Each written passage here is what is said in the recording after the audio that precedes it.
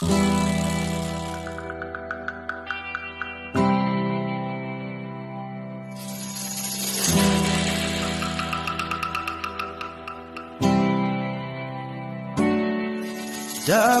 alalahanin ang may lalang sa atin. Habang tayo ay bata pa, lakas natin ay gamitin.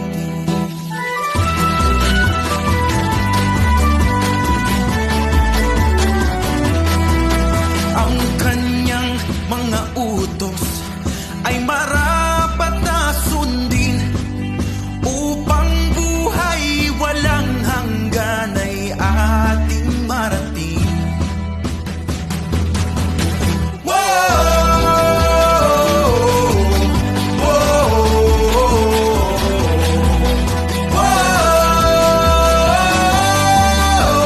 Nagpapasalamat kabataan na magka-Diyos, kabataan na magalang, kabataan masunurin, may pagkabay ng magulang, kabataan na ang puso ay may Kristo na sandigan, kabataan na tatahak sa daan ng kagalingan.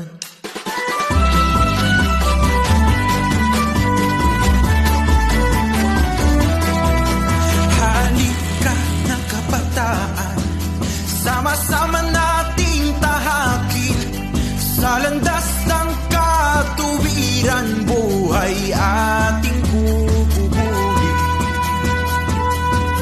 Tulong-tulong sa paglakad, puso natin pagbukluri, itanyag ang karangalan ng Diyos, Amang mahabagi.